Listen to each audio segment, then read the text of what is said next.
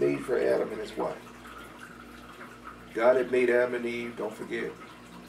He clothed them. They had to get my video, fig leaf faith. He had clothed them with lambskin. They tried to cover themselves with fig leaves, and it wasn't happening. But anyway, there was supposed to be, because that lambskin God gave him personally had some kind of powers over animals, wild beasts, because all nature was against man after the fall. That's why it wasn't, everything's eating everything, and there's discord that was sown in nature because of the fall of man. And we had the ability to communicate with animals, all that before the flood. Now the animals are our enemies, and all that ability ceased. And we're fallen creatures, and they're fallen. All creation failed. It was cursed because of what Adam and Eve did in the garden. Anyway, these skins had powers in them to keep animals, wild beasts at bay, to protect them. And the garments of skin which God made for Adam and his wife when they went out of the garden were given to Cush. For after the death of Adam and his wife, the garments were given to Enoch, the son of Jared. And when Enoch was taken up by God, that's the same author of the book of Enoch, was taken up by God, he gave them Methuselah, he gave them to Methuselah, his son. That's the one that lived longer than any man on earth, 969 years. And in the death of Methuselah, Noah took them and brought them to the ark, and they were with him until he went out of the ark. And in the going out, and I'm sure Noah could have used them animal skins too, with all the lions and elephants, all these wild animals he's dealing with. I think they might have had a common effect on the animals, that animal skin. Like I said, they had some kind of powers in them. And stole those garments. Now, here we go. And in their going out, Ham stole those garments from Noah, his father.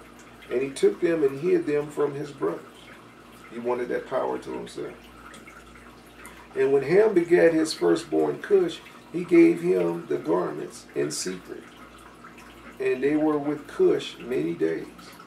And Cush also concealed them from his sons and brothers.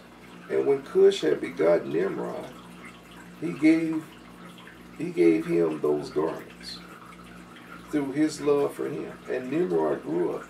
And when he was 20 years old, he put on those garments. And that's what gave him the powers he had to conquer the wild beasts and animals. And Nimrod became strong when he put on the garments. And God gave him might and strength. And he was mighty hunter in the earth. Yea, he was a mighty hunter in the field. And he hunted the animals. And he built altars. And he offered them up animals before the Lord. And Nimrod strengthened himself. And he rose up from amongst his brethren. And he fought the battles of his brethren against all the enemies round about. And the Lord delivered the enemies of his brethren in his hand. And God prospered him from time to time in his battles. And he reigned upon earth.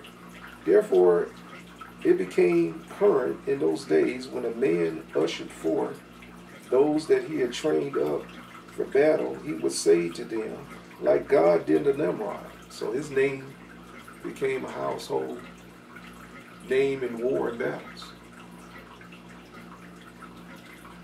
His name became synonymous with victory in the Lord. He was a winner in war.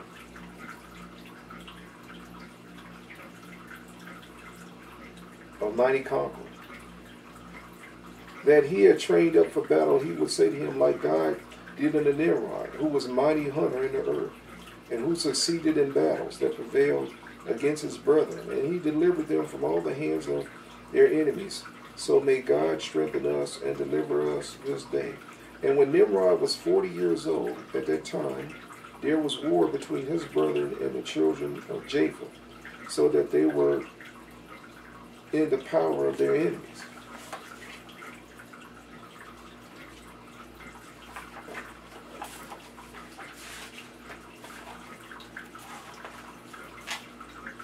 And Nimrod went forth at that time, and he assembled all the sons of Cush and all their families, about 460 men. And he hired also from some of his friends and acquaintances about 80 men. And he gave them their hire, paid them. They were mercenaries. And he went with them to battle. And when he was on the road, Nimrod strengthened the hearts of the people that went with him. He was one of those motivational generals of war that can inspire you to battle, give you encouragement, keep moving. And he said unto them, do not fear, neither be alarmed, for all our enemies will be delivered into our hands, and ye may do with them as you please. And all the men that went were about 500, and they fought against their enemies, and they destroyed them and subdued them. And Nimrod placed standing officers over them in their respective places. And he took some of the children as security, and they were all servants to Nimrod, slaves, and to his brethren. And Nimrod and all the people that were with him turned homeward. And when Nimrod had joyfully returned from battle, after having conquered his enemies, all his brethren, together with those who knew him before, assembled to make him king over them. And they placed a regal crown on his head. It's the first time man had a king. God's supposed to be the king. But this is the first Antichrist, first tyrannical state set up in history. Nimrod. Against God. Now he got a crown on his head. And he set over his subjects and people, princes, judges, and rulers, as in the custom among kings. And he placed Terah, the son of Nahor, the prince of his host, and he dignified him and elevated him above all his princes. Now Terah is Abraham's father, and he's a prince in Nimrod's court. So keep that in mind. He's totally pagan. It's the Abraham of the Bible. And whilst he was reigning according to his heart's desire, after having conquered all his enemies around, he advised with his counselors to build a city for his palace. And he did so. And they found a large valley opposite of the east. And they built him a large and extensive city. And Nimrod called the name of the city that he built Shinar, for the Lord had vehemently shaken his enemies and destroyed them. And Nimrod dwelt in Shinar, and he reigned securely, and he fought with his enemies, and he subdued them. And he prospered in all his battles, and his kingdoms became very great. Now, this Nimrod, because he's so far back in history and antiquity, he would have been the greatest conqueror of all time. Alexander the Great, you think of Julius Caesar, Cyrus the Great, you can go on and on. Nebuchadnezzar of Babylon, greater than all. Pound for pound, Nimrod was the most legendary conqueror that ever lived in history. And Nimrod dwelt in Shinar, and he reigned securely, and he fought with his enemies. And all nations and tongues heard of his fame. Say that again. And all nations and tongues heard of his fame, and they gathered themselves to him. Everybody likes to roll with the winner, baby.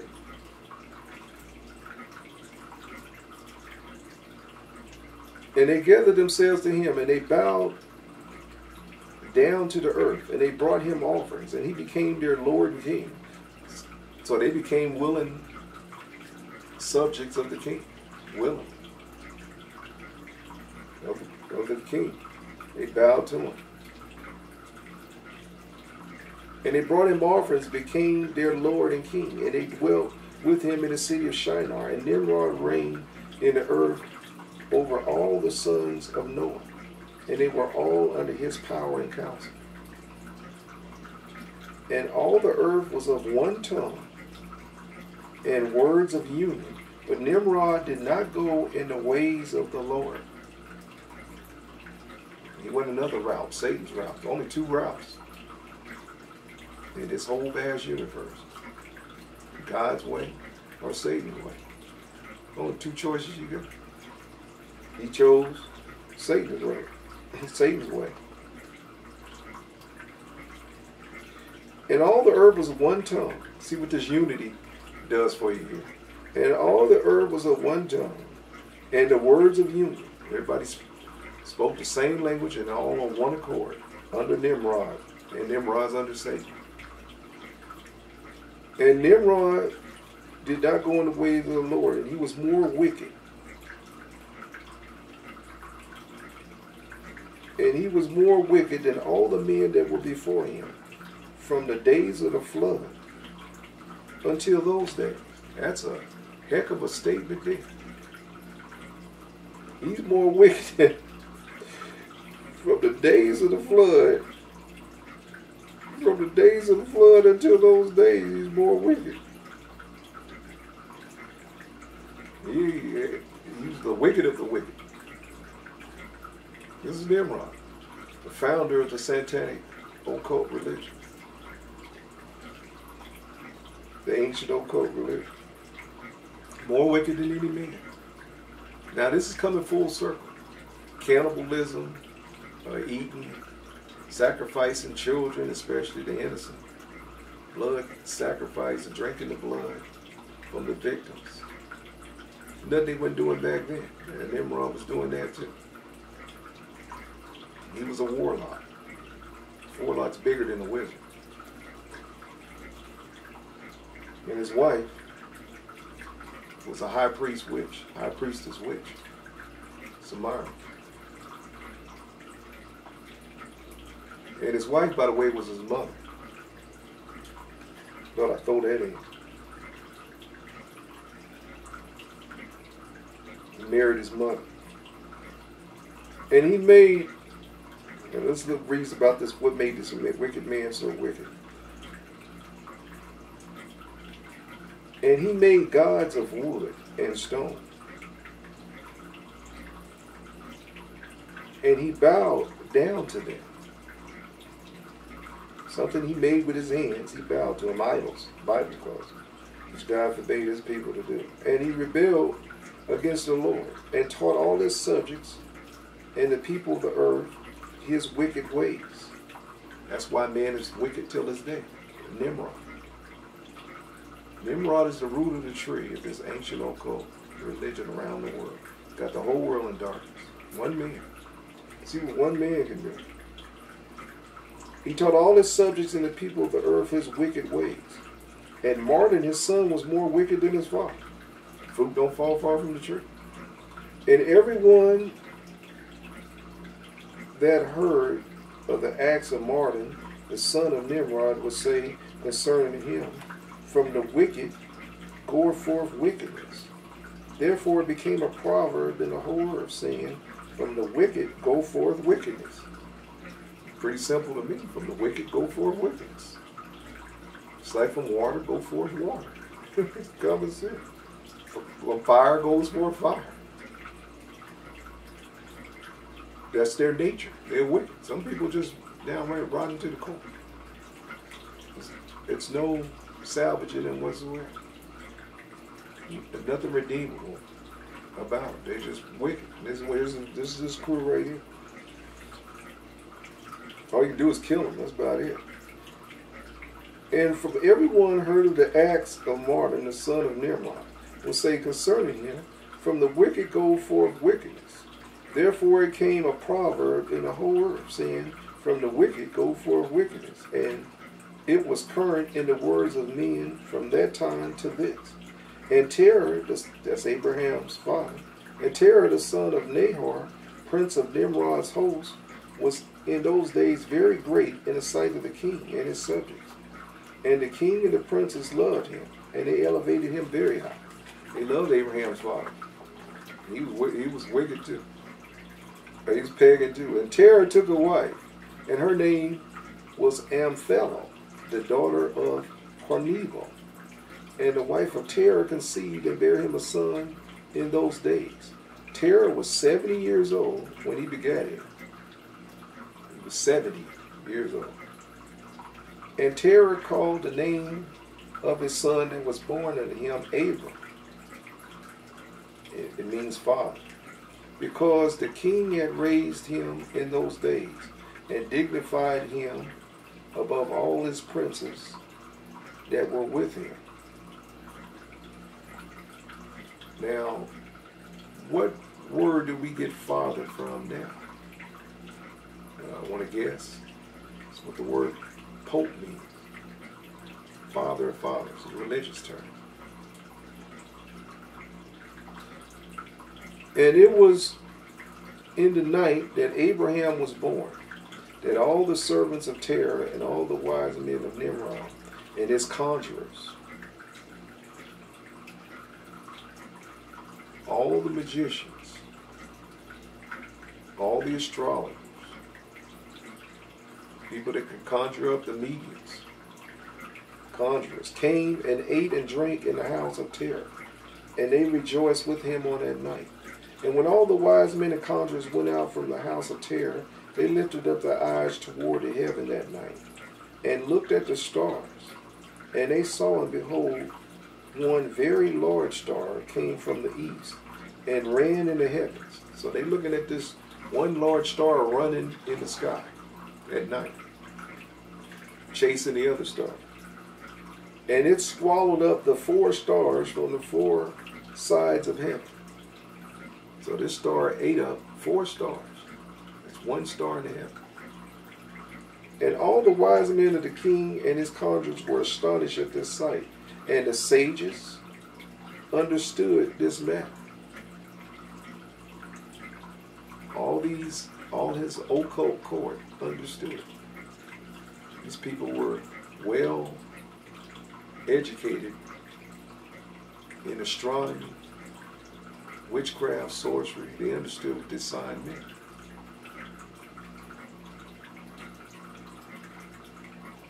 And they said to each other, this only betokens the child has been born Terah this night, who will grow up and be fruitful and multiply and possess the earth, he and his children forever. He and his seed will slay great kings and inherit their lands.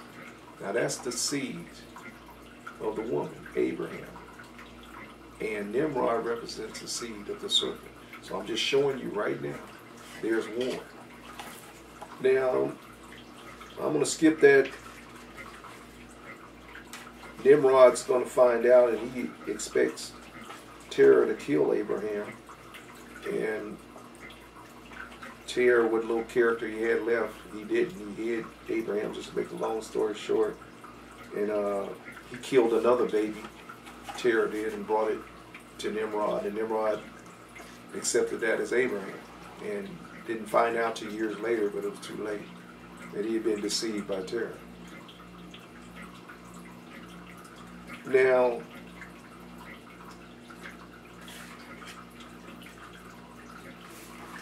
let me read further down. I might not, I might just stop it. Okay, yeah, I got it here. Let's read here what it says about the Tower of Babel. Well, that's what this is about. So we're going to pick up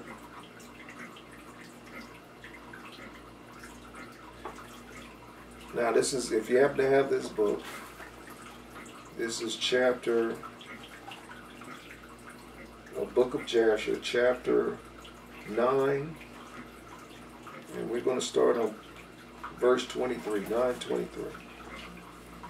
And all the families assembled, consisting of about 600,000 men. Interesting, nothing. And he went to seek an extensive piece of ground to build a city and a tower. This is Nimrod, and in his Tower of Babel. And they sought in the whole earth, and they found none like one valley at the east of the land of Shinar. Now, it wasn't just by accident that they're searching for a perfect piece of land to build this tower on. You got to understand the earth. The earth is one big giant ball, a sphere. of electromagnetic fluid energy. And they were looking for a place that had, and we have gateways or portals throughout the earth, energy fields, to connect to other dimensions. So they was perfect. They were searching for a perfect place that they could build this ziggurat, this tower on, to enter into the next dimension with the device that they were building. That would be inside, housed in this tower, to open the portal to the next dimension. This is fallen angel technology. And they found a perfect place, perfect gateway to build on, or build near. See, all these monuments are built on lines, what's called lines throughout the earth, of energy fields, magnetic fields, all of them. Stonehenge, Great Pyramid, any of these great monuments you want to have. Even our own monuments in the United States. Some of them like in Washington. In Washington, D.C. is laid out on an electromagnetic field of energy.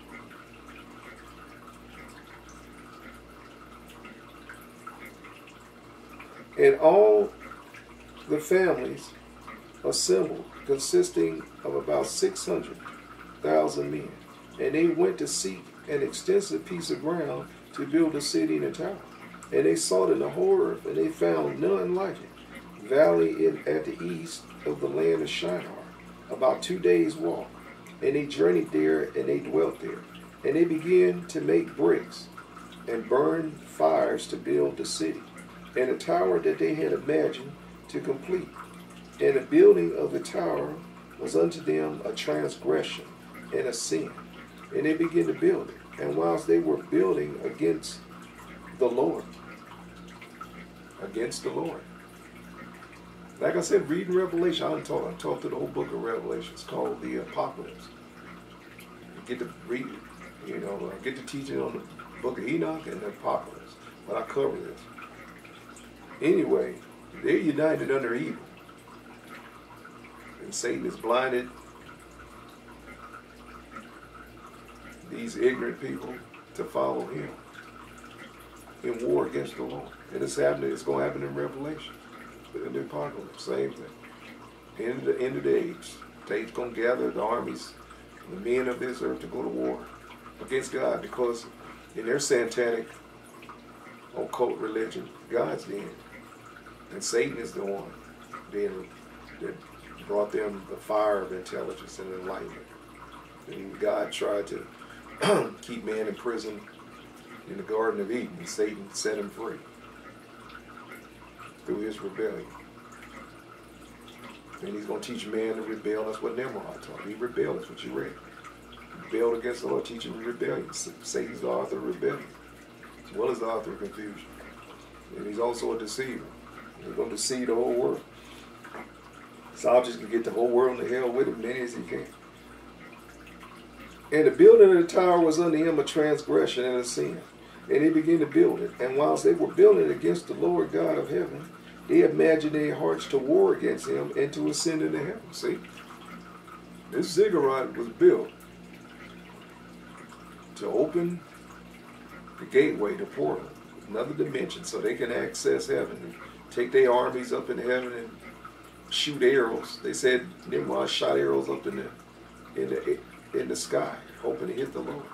That's how much evil was in their hearts, and how much they've been blinded by the chief rebel Satan himself, who rebelled against God. That's how much hatred there is. This same thing's coming full circle. That's what Jesus said, in the days of Noah, so shall it be in the days of Son of Man. That's why this Tower of Babel is so important. This teaching right here. It's coming full circle. And all these people and all the families divided themselves. See, let me read this part again. And in the building of the tower was unto them, this is 25. Verse 25, and the building of the tower was unto them a transgression and a sin. And they began to build it, and while they were building against the Lord God of heaven, they imagined in their hearts to war against him, and to ascend into heaven. Imagine in their own hearts. And all these people and all the families divided themselves in three parts. The first said, we will ascend into heaven and fight against him, the Lord. The second said, we will ascend into heaven and place our own gods there and serve them. So we're going to take our gods, our idols, our statues, take them up to heaven and place them in God's place, in God's heaven. And we will ascend to heaven. That's what Satan said. I will ascend into heaven. I will be like the Most High. You read that in Isaiah 14 and Ezekiel 28. It said the same thing. We will ascend into heaven and smite him with bows and spears. Bows and spears against your Creator. You're going to really take your Creator on. It's how dark and evil, like Paul said in Romans 2, I believe, man's heart became. You think you can whoop the Creator with some bows and spears. We will ascend into heaven and smite him with bows and spears. And God knew all their works and all their evil thoughts. And he saw the city and the tower which they were building. And they were building, they built themselves a great city and a very high and strong tower. And on account of its height, the mortar and the bricks did not reach the builders in their ascent to it, until those who went up had completed a full year. So it took them like a full year just to pass the bricks to the top, in other words. That's how tall this tower was. And after they had reached to the builders and gave them the mortar and the bricks, thus it was done daily. And behold, these ascended, and others ascended the whole day. And if a brick should fall from their hand and get broken, they would all weep over it. So they would weep over one brick falling. So it was a heck of an effort to get it there. It took a whole year just to pass from the bottom to the top. And if a man fell and died, none of them would look at him. So the brick was more important than the man falling. It wasn't tear shed for the man, but the brick. They would cry over. It's like the man's darkest heart got. And the Lord knew their thoughts. And it came to pass, when they were building, they cast the arrows toward the heavens. And all the arrows fell upon them, and filled them with blood. And when they saw them, they said to each other, surely we have slain all those that are in heaven. For this was from the Lord, in order to cause them to err, and in order to destroy them from out the face of the ground. And they built a tower in the city, and they did this thing daily, until many days and years were elapsed. And God said to the 70 angels who stood foremost before him, to those who were near him. So God calls his army up to deal with the army of man. Now remember, one angel killed 180,000 of Sennacherib's army. So God only needs one angel, but he got 70 standing around, 70 killers. And God said to the 70 angels who stood foremost before him, to those who were near him, saying, come, let us descend and confuse their tongues, that one man shall not understand the language of his neighbor. Now this is 70 angels. Keep that in mind. Descend and confuse their tongues, that one, God's going to confuse the languages, that one man may not understand the language of his neighbor. And they did so unto them. And from that day following, they forgot each man his neighbor's tongue. So God confused their language so they couldn't communicate no more. So that's a 70 languages, 70 angels, 70 different tongues. And from that day following, they forgot each man his neighbor's tongue, and they could not understand to speak in one tongue.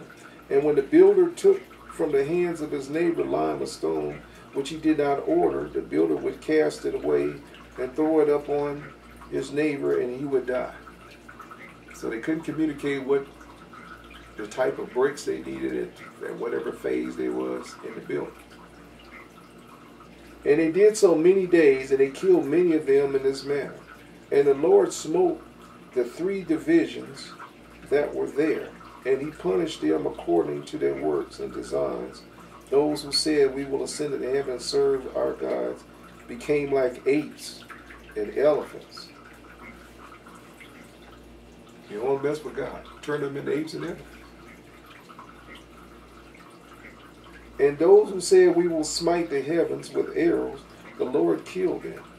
One man through the hand of his neighbor, turned them against one another. And the third division of those who said, we will ascend into heaven, you won't mess with God. He'll wipe you out.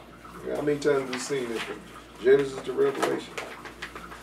Now we're seeing it in the Apocryphal book. Fight against him, and the Lord scattered them throughout the earth. And those who were left among them, when they knew and understood the evil which was coming upon them, they forsook the building. They said, all right, we started to drop like flies, enough already.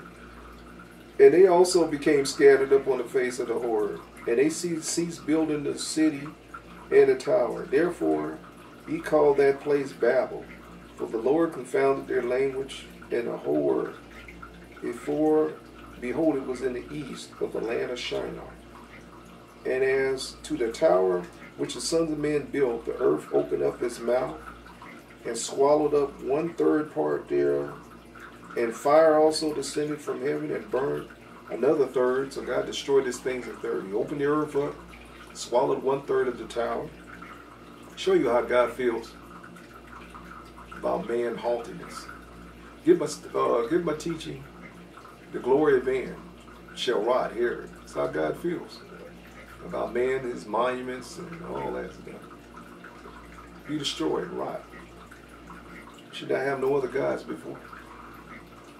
And as for the tower which the sons of men built, the earth opened its mouth and swallowed up 1/3 thereof. And fire also descended from heaven and burnt up another part. So he wiped out another third with fire. And the other third is left to this day. And it is of that part which was aloft, and its circumference in 3 days' walk. So it take 3 days to walk around what was left of the third of the tower. So you can do simple